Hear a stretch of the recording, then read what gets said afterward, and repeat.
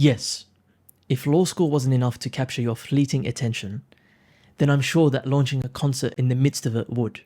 But unlike clickbaity material on this platform, it's true. On April 13th, I launched a concert in Sydney alongside a 27-piece orchestra whilst in law school, and while almost killing myself through a monster diet and a profusion of other things which I'll detail in this video. It went well, and although we made mistakes, I learned heaps of lessons which have proven invaluable moving forward. Now, before I get onto the next segment of this video, I understand that it's long and it's detailed, and I also understand that your attention span is virtually non-existent. So, you have my permission to skip to the parts that interest you, but understand that you're not getting the full picture. So, let's dive right in.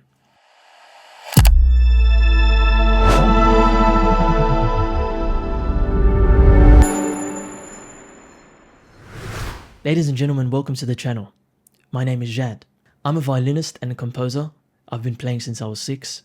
I'm a film director, I'm a designer, and I'm also a law student about to graduate. There are also a couple of things I am, but I'll save them for later. And through this channel, I'm documenting and conveying my interests in these areas, as well as personal development, in the hopes that more people realize 3 key things. First, the value of the multifaceted life. If you haven't watched my initial video, please do so to understand what that actually means. The second is the importance of unconventionality and individuality. Again, check the first video to understand. And if you notice that I'm looking down here, trust me, it's not because I'm scared of your appearance. It's because I have notes here and I want to ensure that I'm not missing points. And third, conveying these for you guys to understand through my own life. If you didn't check out my introductory video, then I want to reiterate that I'm categorizing my videos. This video is part of the multifaceted perspective category. And in keeping with what this channel stands for, this video aims to achieve the following. First, encourage you to maximize your potential through showing you how I endeavor to maximize mine and have maximized mine. 2, thereby fostering more unconventionality and individuality. And 3, in the hopes that you realize the value of becoming multifaceted. And in achieving this last point, I use what I term an unconventional word bank, which you should see either here or here, as well as legal-like communication styles. And this is an exercise for me in synergizing these multidimensional aspects of my life into something that can be of benefit to both myself and to you. It's December of 2022. I had just completed the Disaster X project, which was an important milestone in my creative journey and in my skill development journey, as well as I will mention later on, in the personal development journey of maximizing my potential. So in the moments of reflection and introspection that followed, I realized that I had to turn my mind to something bigger and greater, and that was bringing all our music live in a concert. But as it concerns the reason why, let me lay it out for you. First, because I'm of the opinion that beautiful music, insofar as it's created today, is becoming increasingly rare, and I want to change that. 2, because I, along with my father, wanted to challenge the common misconceptions and the stereotypes imbued within the Middle Eastern music landscape, particularly in our immediate surroundings. And if you don't know, the most common conception of it is usually along the lines of this. And we want to inform people who listen to our music that it isn't just Middle Eastern. It's universal music. It's a fusion of multiple genres, a multifaceted style, if you will, with a pure focus on unadulterated raw music. There are no vapid lyrics, no mindless vocals, just pure music. 3, we hadn't seen any artists conduct a project like ours to the same standard and to the same scale as we desired. So ultimately, as I beckoned to in my previous video, if that has been uploaded, albeit with reference to business, and paraphrasing Dan Coe, if you don't contribute to the space of music, someone else less skilled and less qualified will, and exert a greater influence than you. So in essence, it was a calling to challenge this and capitalize on our competitive advantage. But I had a problem. I didn't know how to launch a concert at 21. I'm still undertaking full-time study. I needed to assemble a team of musicians and videographers. I needed to gain significant exposure and sell tickets. And on a personal note, I needed to cut down after a long bulk. So the question became, how the hell was I going to manage all this? So let's get into that. So what was our concert to mean? Simply, what was it going to mean? Well, after many iterations and the wonderful feedback from my close friends and family, I decided that it would be considered a musical journey. A night where people left the theatre knowing we delivered 3 key things. The first, great music. Second, innovative musical ideas. And third, a show that kept captivating the audience. So to deliver great music, we knew we had to perform our most popular compositions. In the concert, this was the Disasters 8, X,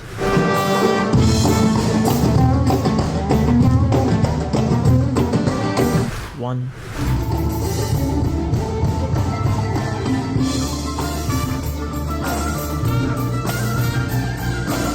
Two,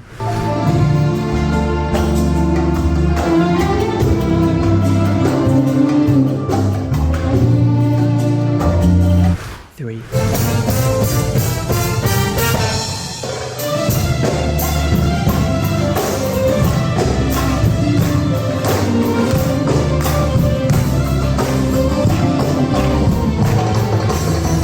and something that was special. But to ensure we were delivering something new and innovative, we had to rework them in such a way that it could be captivating and it could be engaging, as well as throw in some unanticipated surprises. So to deliver innovative ideas, we did end up rearranging our most popular compositions and reworking them. We also created some new material, and the outcome of that was that we delivered some awesome music. But there were also some that you're only allowed to see live. So when our next concert comes on, I don't care where you are. If you're in Antarctica, book a ticket, come to Sydney. Walk if you have to. It will be the best thing to happen in your life. Now, insofar as engaging the audience, this was where the specialty kicked in. We developed a space for my younger brother, whose rap name is Beast, to rap a custom set of lyrics that he developed for our first composition, The Disaster. All these rappers have an image, but I keep my identity. Eventually, potentially, but they were running of energy. And I love the flash, and the camera's on. The time is up, so let's continue with our legacy. We also collaborated with Yara Karam, who performed a reimagined version of Nadda by Sabah, of which we reworked and reimagined in our signature Disaster style. And it was a really lovely collaboration, which performed very well, and the audience loved that.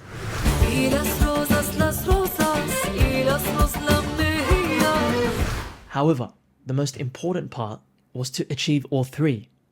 And to achieve all 3, it required a few things. First, it required an amazing team. There is no other way it would have happened. I'm sure you've heard this and I'm sure you understand this, so let it serve as a reminder.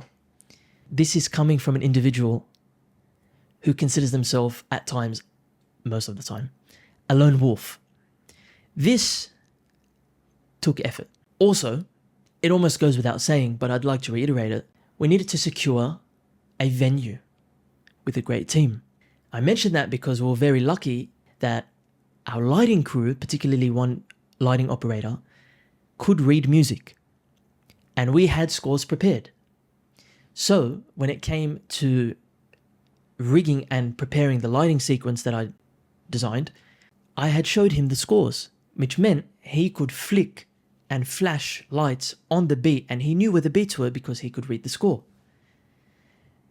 That in itself saved hours of programming. So that's the plan with respect to the musical side of the concert. But as I mentioned, I was still in law school, and so I needed to manage that. But I also mentioned one more other thing in the beginning of this video, that I almost died after conducting a monster diet. So to achieve the aforementioned vision and plan that I had, I needed to plan how to achieve this whilst at uni, as well as achieving the goal of cutting down in weight before the concert. Fortunately, I had already experienced this sort of time management aspect when conducting the Disaster X project, as that was also conducted while I was at university. So that meant that I knew a thing or two about how to manage my time and achieve big things whilst having study commitments. In practice, I'm going to break it to you, this translated into me conducting most of the administrative work related to these projects whilst in class. I attended class, each one, in fact, to ensure that I would actually soak in the information, even if it were only 10%. Because what usually happens is that I gain familiarity, and gaining familiarity with terms, concepts, frameworks, legislation, provisions meant that I had these in the back of my mind and I wasn't led astray. However, the actual study occurred in the periods just around the assessment time. It worked for me before, and there were no reasons for me to expend mental energy devising a new system to achieve that. Now, understand something very carefully. I'm not recommending this. I'm merely detailing how I did it. And it worked. And what I mean by worked was I was studying a subject called corporate law, and I earned a distinction for that, as well as performed well in my other subjects too. And as regards cutting down in weight, I actually ended up hiring a personal trainer who's become a good friend of mine, mainly because I wanted someone to piece together a plan for me so that I didn't expend mental energy on doing that, even though I could. But I also wanted someone who was well versed in the areas of health and nutrition that I was, which I'll detail in another video perhaps. And it worked out fruitfully considering I got the result. Now, there were obviously some modifications that could have been made along the way, and indeed that could have contributed to more success, but I learned a lot of things that I will take with me moving forward in that. One of the things I wanted to mention was that I wanted change. And having that sense of change reinforced something really important that I think you're probably already aware of, which is nothing changes if nothing changes. So prior, I had been devising my own plans, so I outsourced that. Now we come to the execution stage. I want to preface by mentioning that the way that my entire execution was formulated was through a digital planner and is imported into the application GoodNotes on my iPad, which I have right in front of me. Now, I'll make a separate video exclusively dedicated to how I used that system and how it translated into my daily life. But I just want to mention that I've since transitioned into using a Notion template that I've created, given that I've incorporated some lifestyle changes which I really enjoy, and now that system accommodates me rather than me having to accommodate the system. Now, if you still want to know more about that information, I can link details to it below. If you want to purchase the templates that I've developed, they're also linked below. Now, when it comes to execution, I researched, emailed, and phoned practically every venue in Sydney to better ascertain their costs, their hiring costs, their seating capacity, their facilities, how they can accommodate our musical style, the like. Eventually, we moved with Concourse Theatre at Chatswood. They were incredibly professional, they were experienced, they assisted us with the process, they offered advice. But then also came the rehearsals. 1, 2, 3, 4. So we did this at many different studios, rehearsal places, one of which was Trackdown Studios. However, when we did it there, it didn't run as smoothly as we'd liked. And that's the nature of things, and we understand that, and we acted accordingly. I noted down the areas which caused confusion. I asked individuals about where the confusion came from. I noted down these for the score, and I understood that there was a bit of awkwardness at the fact that commonality hadn't been established with all musicians, so we had to foster that. But when it came to sourcing them, given my father's background and close connection to the musicians within the landscape of Sydney, it was no problem assembling the entire line of the Middle Eastern side. I then reached out to various string organizations and individual string musicians, informing them about the type of music we're performing, the dates we wanted them, and all of those related details. After assembling a team, I formed a WhatsApp group And while the individual members shuffled around, primarily due to being unable to commit, which is understandable, we did settle on our actual team, which ended up being an amazing team, obviously. But then it came to assembling the videography team. I contacted various videographers who all resonated with my style prior to finding Sonder Films. They're a fantastic team whose crew has worked with some great people, great brands, great companies. And so I met with the owner, Pav, and we conducted several meetings related to what I wanted. And what I also like to do is I like to format my meeting agenda such that we don't go in there wasting time about what we're trying to establish and what we're trying to decide on. I've been doing this since my uni projects, and I find it incredibly worthwhile to minimize encountering the scenario where group members come in, you speak, you say yeah a few times, someone says yes at something, and you end up hoping for the best. So we assembled the videography team, we assembled the musicians, we assembled an amazing venue team, and locked in the venue. And did I also mention that I did the admin work during class? Because I did. However, I did it intelligently. What I mean by this was working with others. For example, to mitigate the effects of not learning or missing content, I had a group chat with members of my table in class where we would exchange what we learnt in class through text messages, but also organize study meetings where we detailed what we've learnt as well as what we're struggling with, and we'd all attempt to help each other. Now, don't expect people to form this on their own. The second was that I also prepared answers to questions in tutorials ahead of time so that when I came in, I could contribute meaningfully, but also have a document that when reviewed later, I can refer back to and not feel as if I'm led astray with respect to the subject material. And then third, when it came time to study for the exams, I reviewed this class material and weekly questions I had answered, as well as the notes I've taken down from those group meetings. And this gave me enough of a foundation to understand the material, and I supplemented the gaps by revisiting the actual lecture material. And in this way, I learned the entire 12-week course in a matter of 2 weeks, effectively, efficiently, and I achieved great results in doing so. Now, life wouldn't be interesting without challenges. And in launching this project, there were many. However, I'm glad I encountered them. I thrive on them. For I think, as do many others, that it is through challenge that individuals grow. It's cliched, it's maybe trite, but it's nonetheless true. Overcoming challenges is where I find meaning is derived. It's where I find my limits, and most importantly, going back to the entire theme of this entire channel, is crucial, I repeat, it is crucial to maximizing your potential. You cannot even contemplate maximizing potential if you don't even attempt to overcome challenges. So, in detailing the challenges that I encountered, I'll deal with them in order of abstraction or generality. So the first one was energy. This is real wealth, in my opinion. And whilst dieting, the diet impeded my ability to function with vitality, to think clearly, to be creative, to take significant action, although I did.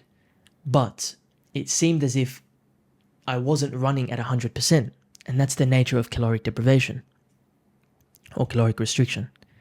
Funnily enough, it was also problematic in the sense that it was difficult to obtain a good mood, and that obviously impacted everyone around me. And that wasn't necessarily all the time, but it did occur, and it was worth noting. Funny story, I remember walking back home after conducting a meeting, I think, at Chatswood, and I remember walking back, and it's literally a 4-minute walk. However, I had to stop midway during that walk to pause, drop my bags, and wait because it felt as if I couldn't continue. I was so incredibly fatigued. I had perhaps been on, oh, this is going to sound dangerous. I had perhaps been on 4,000 kilojoules at the time, which looking back was absolutely wild, but it was required to get the result that I wanted in the time that I needed. So I had to pause, but then I picked myself up eventually, sludged through, and landed. So in future, I'd endeavor to structure such cutting phases as far away as possible from significant events, which people in the nutrition space will obviously advocate, but I do not do that. But that's okay, because I learnt and I still achieved a great result. 2, this is an important one to me. Lone wolf syndrome. I'm quite obsessed with ensuring things are done right, and the people who know me can perhaps resonate with that. However, I've come to realize that you can't do everything and expect everything to be done right. As such, I continually face the challenge of wanting to do a certain task exclusively or entirely by myself. However, having a reminder of this statement that you can't do everything and expect everything to be done right, as well as having a circle around me, whether that be close friends or family, to remind me of that was incredibly valuable, especially after looking back and realizing that individual efforts need to be focused collectively. Understanding that will be of great benefit to my future projects and my life in general. And obviously there were the more logistical ones, the more dramatic ones, the more I almost died ones. For instance, my violin broke. No, that's quite dramatic. My violin string broke 2 days before the concert, and luckily I took it to my local luthier to get that fixed. So I did that. And also my amazing photographer, who's a good friend, and who had taken the photos for practically every project of mine, including the rehearsals, couldn't make it on the concert day. And that's through no fault of his own. There was completely valid reason there, and there's no hard feelings whatsoever. But it still happened. So I had to source one on the day. And a big thank you to Pav for actually organizing this and arranging that, and to Ash for coming. But I'd like to mention something. I loved every single moment of it. I learned to dance in the bloody rain.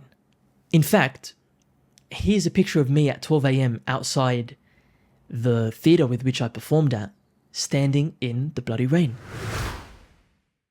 Now, I'd like to flag, I was standing on the road when the green light to cross was activated, so I was not obstructing traffic whatsoever.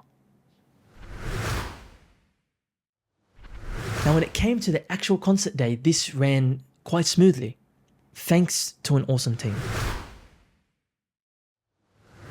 I met my stage manager on the day. We ran through a run sheet. We liaised on the lighting plan. I met the crew, did a sound check with my father and our drummer before everyone else had arrived. And then we went to eat, reset, and got ready for the arrival of the teams, the musicians and the media. So I suited up, looked sharp, and prepared everyone around me for what was to come. And as well, I'd like to mention, we flew in our uncle from London, who's a percussionist, and it was a lovely experience because having his energy alongside us meant that we completed our familial team that much more. So then we returned, we reset, the audience arrived, it was go time. I don't remember much about the music process because I let the music overcome me. I functioned in that regard. I let the unconscious take control of me. So after the concert had finished, we bumped out of the venue at 12 a.m. and that's where you saw the lovely photo, and made it on our way. You should have seen the way that I slept that night. I had never... That is not true, actually. I retract that statement. It is only a few times in my life that I've slept with such a smile that stretched the corners of my lips with enthusiasm than on the concert day and on a few other days.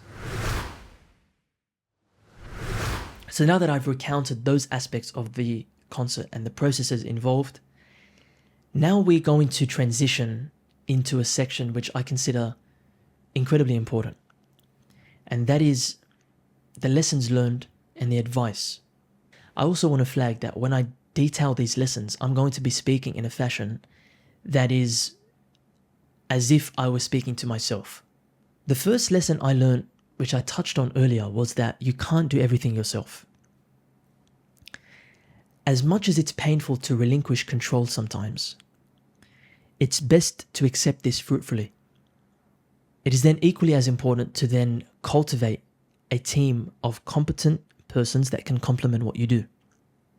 And as I mentioned, to focus individual efforts in a collective manner. 2. Sometimes going all in means going all in. You need to know what this entails. It means getting comfortable in the dirt. And to prepare yourself for this, it literally may just be you being one with nature, rummaging in the mud, immersing yourself in the trees, immersing yourself in the forest, surrounding yourself with salt water, emerging like the figure in Iron John from the swamp. Because at the end of the day, this is your goal. This is your ambition. And everyone who may have opinions stopping you from accomplishing what you want will be dead in 3 generations, as Chris Williamson had said. Importantly, you also need to communicate the fact that you're going all in with everyone around you. Doing so is important because it demonstrates that you care about your relationships enough to inform those people close to you and give them notice that, hey, I'm not going to be able to spend as much time with you, but it won't be permanent because this matters a lot to me and it's incredibly important for our journey together moving forward. 3. It becomes difficult pursuing more than about 3 things at once. In my instance, it was the concert, university, and the body transformation. Anything outside of these domains I did not attend to with the same level of intensity and with the same level of priority, as doing so would have detracted from achieving those 3, which were a priority. 4th, there is no perfect opportunity, or at least I find it useful to think this way. Think about this. How many times, and you're probably predicting what I'm going to say, have you encountered an opportunity that you missed because it didn't feel right, or because it wasn't the right time? If you added those things up, assess just how different your life would have been if you had taken them. And in my instance, it definitely wasn't the perfect time to conduct a concert and to launch one, considering that I was studying full-time. I was also conducting a regimented diet program, but that didn't stop us from achieving. You, by watching this on YouTube, most likely means that you use social media. This means that you've likely heard something to the effect of, no one really cares about your small mistakes. So do you think they remember? Sure. But then, assuming you improve, it doesn't matter in the grand scheme of things. It isn't something life-changing or life-altering 5 years from now. So, don't pay too much attention to that. 5th, the moment you identify an obstacle, understand that that is precisely when you know you are doing something worthwhile. The moment you encounter friction is when you know you're on track to creating a flame. It won't be worthwhile if it was smooth, silky, and easy. You would never have fire if you stopped at the slightest warmth. And as Rumi had once said, how will your mirror be polished if you are irritated by every rub?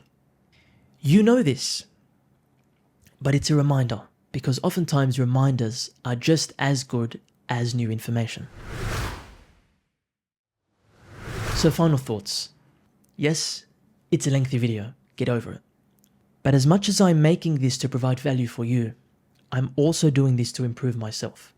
By bringing to conscious articulation my processes, I get to identify the things I can improve along with you all. So I hope you've learned something along the way. This is the beginning of a different YouTube journey for me, and it marks the first video of the multifaceted perspective.